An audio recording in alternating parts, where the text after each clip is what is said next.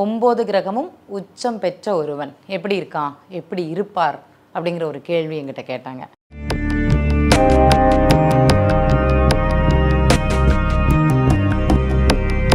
ரகசிய உண்மை நண்பர்களுக்கு வணக்கம். நான் சொன்னேன் அந்த 9 கிரகமும் உச்சம் பெற்ற ஒருவரை அவருடைய ஜாதகத்தோட கூட்டிகிட்டு வாங்க அப்படின்னு. அவர் எப்படி இருக்கிறார் அப்படிங்கிறத அப்புறமாட்டி சொல்கிறேன். அவர் முன்னாடி வச்ச அவருடைய வாழ்க்கையில் எந்தெந்த காலகட்டங்களில் எந்தெந்த தன்மைகள் நடந்திருக்கும் அப்படிங்கிறத நாங்கள் சொல்கிறோம் அப்படின்னு சொன்னோம். அவருங்க சிரித்தாங்க. அவர் இல்லை மேடம், சிலருக்கு உச்சம் அப்படிங்கிறது இருக்குது, சிலருக்கு இந்த நிறைய கிரகங்கள் உச்சமாக இருக்குது, ஆட்சியாக இருக்குது அப்படிங்கிற கேள்வியை அவர் முன்வைத்தார். அவர்கிட்ட சொன்னது, ஏங்க ஆட்சி அப்படின்னா என்ன பண்ணும், உச்சம் அப்படிங்கிறதுனா என்ன பண்ணும், உச்சமாக இருந்ததுன்னா ஒருத்தங்க என்ன பண்ணுவாங்க அப்படிங்கிற ஒரு கேள்வி கேட்டேன். இல்லை மேடம், அதை தெரிஞ்சுக்கணும் அப்படின்னு தான் சொன்னாங்க. எனக்கு தெரிந்த நண்பர், ஜோதிட ஆர்வம் உள்ளவர், இப்போ நான் படிச்சுட்டு இருக்கிறாரு. அவர் பாரம்பரிய ஜோதிடத்தை நிறைய ஃபாலோ பண்ணியிருக்கிறாரு. என்னுடைய பழைய கஸ்டமரும் கூட சொல்லலாம், நண்பர் கூட சொல்லலாம். அப்போ அவர் கேட்ட கேள்வி இது தான். இப்போ நான் சொன்னேன், ஐயா உச்சம் அப்படிங்கிறது அப்படின்னா என்னென்னா, ஒரு பொருளை ரொம்ப ஈஸியாக உங்களுக்கு கிடைக்க வைக்கக்கூடிய ஒரு தன்மை. இப்போ உங்களுக்கு ஒரு பணம் தேவை அப்படின்னா நீங்கள் கேட்டதுக்கு அதிகமாகவே அதை உங்களுக்கு கொடுக்கும். நீங்கள் அதை என்ன பண்ணுவீங்க, நிறையவே செலவழிப்பீங்க. ஆனால் அதோட வந்த விதம் அப்படிங்கிறது தெரியாது. செலவழிக்கிற விதம் அப்படிங்கிறது உங்களுக்கு நல்லாயிருக்கும், ரொம்ப அருமையாக செலவழிப்பீங்க. திருப்பி கேட்டிங்கன்னா திருப்பி உங்களுக்கு வரும். பிற்காலத்தில் அந்த பணம் கேட்கக்கூடிய நபரோ அந்த நபரோ உங்கள் கூட இருப்பாரா அப்படிங்கிற ஒரு கேள்வி அவர் முன்னால் வச்சேன். ஏன்னா அவருக்கு கிரகம் உச்சமாக இருந்தது, நான் சொல்லக்கூடிய நபருக்கு. இப்போ இல்லை மேடம், இன்றைக்கி என்னுடைய பழைய நண்பர்கள் யாரும் இல்லைன்னு, இதுதான் உச்சம் அப்படின்னு. அதே மாதிரி ஆட்சியாக இருந்ததுன்னா என்ன பண்ணும் அவர் கேள்வி கேட்டார்.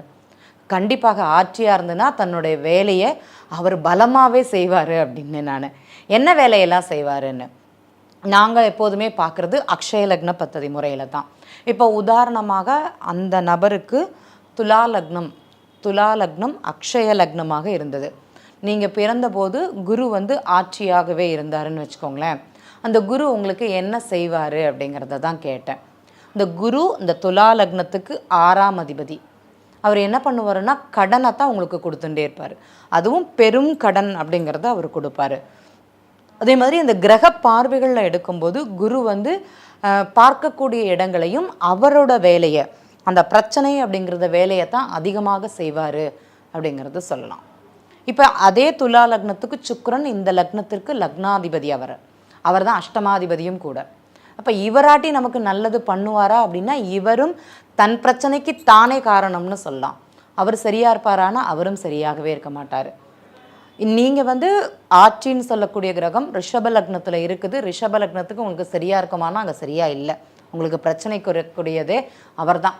தானே போய் பிரச்சனையில் மாட்டிக்கிறது அப்படின்னா இந்த ஜாதகர் தான் அப்படிங்கிறது சொல்லலாம். இது உதாரணமாக புதன் அதாவது சந்திரன் அவருக்கு 10ஆம் அதிபதி. அந்த 10ஆம் அதிபதி சந்திரன் 10ஆம் இடத்துலேயே இருந்தாங்கன்னா நீங்கள் ஒரு பிஸ்னஸ் ஆரம்பிங்க, எப்படி இருக்குன்னு பார்க்கலாம் அப்படின்னு. இல்லை மேடம், நான் ஆரம்பிச்சிட்டேன்னு. எத்தனை பிஸ்னஸை மாற்றினீங்க அப்படிங்கிற ஒரே ஒரு கேள்வி தான் கேட்டோம். 4-5 பிஸ்னஸ்ன்னு. எத்தனை வருஷமான்னு. இந்த துலா லக்னம் முடிந்து அவருக்கு இப்போ விசாக நட்சத்திரம் 2வது பாதம் அப்படிங்கிறது நடந்துட்டுருக்குது. 4 பிஸ்னஸ் மாற்றிட்டேன் அப்படின்னாரு. இப்போ 5வது பிஸ்னஸில் அடியெடுத்து வைக்க போகிறீங்களா அப்படின்னு. ஆமாம் அப்படின்னாரு. அப்போது இந்த சந்திரன் நீங்கள் சொல்லக்கூடியது ஆட்சி கிரகமாகவோ சுபகிரகமாகவோ, நம்ம பாரம்பரியத்தில் சுபகிரகம் சொல்லக்கூடியது குரு, சுக்கிரன், சந்திரன், உங்களுக்கு புதன், இந்த கிரகங்களாக இருக்கும்போது இவங்க உங்களுக்கு நல்லது பண்ணுவாங்களான்னா கண்டிப்பாக கிடையாது. ஒரு அழுத்தத்தையும் ஒரு பிரச்சனையும் கண்டிப்பாக உங்களுக்கு தந்தே தீர்வார். அவர் உங்களுக்கு நிம்மதி இல்லாத ஒரு சூழ்நிலையை இந்த கிரகங்கள் மூலமாக, இந்த கிரகத்தின் உறவுகள் மூலமாக ஏற்படுத்துமானா ஏற்படுத்தும். அதில் எந்தவித மாற்றமும் கிடையாது. சந்திரன் நிறைய தொழில் மாற்றம், வேலையில் நிலையில்லாத வேலை அப்படிங்கிறது கொடுக்கும். சிலருக்கு வெளியூர் வேலை, வெளிநாட்டு வேலை அப்படிங்கிறத இந்த சந்திரன் கொடுப்பாரு. இந்த புதன் இவருடைய ஜாதகத்தில் இல்லை, உதாரணமாக அங்கே உச்சமாக இருக்கும்போது என்ன பண்ணும், அங்கே உச்சமாக இருக்கும்போது அவருக்கு அந்த தந்தை மூலமான அழுத்தம் அப்படிங்கிறது கொடுக்கும். இவர் எதாட்டி லாஸ் பண்ணணும்னா தந்தைக்காக, அப்பா வாங்கின கடனுக்காக தான் விரயம் பண்ணணும்.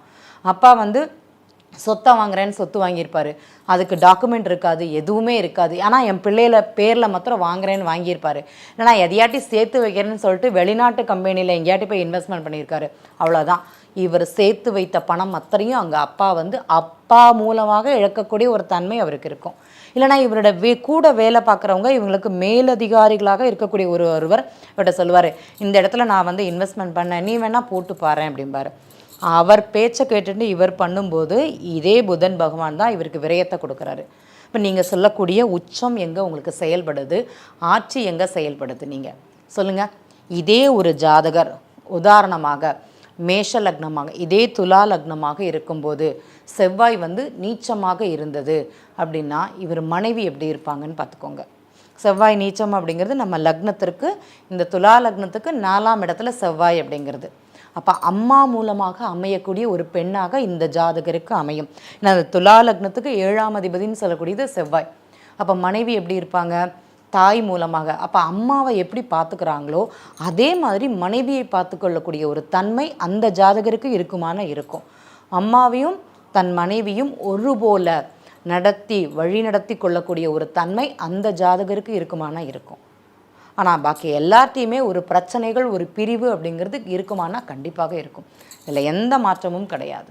சில ஜாதகங்கள் உச்சமாக இருந்தாலும், நீங்கள் சொல்கிற மாதிரி 7 கிரகங்களோ 9 கிரகங்களோ உச்சமாக இருந்தாலும், ஆட்சியாக இருந்தாலும், அங்கே பிரச்சனை அவங்க வாழ்க்கையில் இருக்குமானா இருக்கும். அவங்க பிரச்சனையை அவங்க தான் அனுபவிப்பாங்க, நமக்கு தெரியாது. ஒரு சில நிகழ்வுகளை பார்த்துட்டு இவங்களுடைய வாழ்க்கை நன்றாக இருக்கிறது அப்படிங்கிறத தீர்மானிக்க நம்மளால் முடியாது. யாருக்கு தான் பிரச்சனை இல்லை அப்படிங்கிற கேள்வி தான் இருக்கும். எல்லாரோட வாழ்க்கையும் பிரச்சனையும் அழுத்தமும் விரயமும் நம்ம வாழ்க்கையில் சந்தித்து தான் ஆகணும். அதை யாராலையும் மாற்றவே முடியாது. எந்த காலகட்டத்தில் சந்திக்க போகிறீங்க, எந்த செயல்கள் மூலமாக அது நடக்க போகுது அப்படிங்கிறத நம்ம தெரிஞ்சுக்கணும். சிலர் வந்து குழந்தைகளை வெளிநாட்டில் படிக்க வைப்பாங்க. யார்? இந்த மிதுன லக்னக்காரங்க. அப்போ இவங்களுக்கு குழந்தைகள் வெளிநாட்டில் படிக்கும்போது இந்த குழந்தைகள் ஃபுல்ஃபில் பண்ணுவாங்களா அவங்கள படிப்பேன்னு பார்த்தீங்கன்னா பண்ண மாட்டாங்க. அவங்க வந்து பாதியில் அந்த படிப்பை விட்டுட்டு வரக்கூடிய ஒரு தன்மை இருக்கும். அவங்களுக்கு குழந்தைகள் மூலமாக வெளிநாட்டில் விரயம், வெளியூரில் விரயம் அப்படிங்கிறது தான் இருக்கும். இதை யாராலையும் மாற்ற முடியுமா? அவங்களுடைய அக்ஷய லக்னம் போகும்போது இது கண்டிப்பாக நடக்கும். பாதியில் திருப்பி வரக்கூடிய ஒரு தன்மை, உடல் பிரச்சனையாக இருக்கலாம், மணல் பிரச்சனையாக இருக்கலாம். அப்போ கேட்டு செய்வது அப்படிங்கிறது சிறப்பு. ஏன்னா நமக்கு பணம் எந்த வழியாக வரும், எந்த விதமாக விரயம் அப்படிங்கிறது நடக்கும். சிலருக்கெல்லாம் சொல்லுவோம், சுப விரயமாக மாற்றிக்கோங்க அப்படிம்போம். வீடு வண்டி வாகனங்கள் வாங்குங்க, உங்கள் பேரில் வாங்க வேண்டாம், வேறு ஒரு நபர் பேரில் அந்த மனை அப்படிங்கிறது வாங்கி போடுங்க. அம்மா பேரில் வாங்குங்க, மனைவி பேரில் வாங்குங்க. அது உங்களுக்கு யோகமாக இருக்குமானா யோகமாக இருக்கும். அது இந்த ஜாதகருக்கு பிற்காலத்தில் லாபம் அளிக்கக்கூடியதாக இருக்கும். அதை நம்ம அக்ஷய லக்ன பத்ததியில் மட்டும்தான் சொல்ல முடியும்.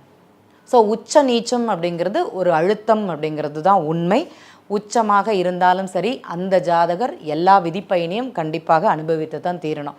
இல்லைங்க எங்களுக்கு எல்லாமே உச்சமாக இருக்குது, என்னுடைய கிரகம் நல்லா இருக்குன்னா தயவுசெய்து அந்த நபரை கொண்டு வாருங்கள். அவருடைய ஜாதக அமைப்பை வச்சுட்டு தற்போது அவர் எப்படி இருக்கிறார் அப்படிங்கிறதையும் பார்க்கலாம், இனி என்ன அனுபவிக்க போகிறார் அப்படிங்கிறதையும் பார்க்கலாம். நன்றி. மீண்டும் இதுபோல் நிகழ்வில் சந்திக்கலாம்.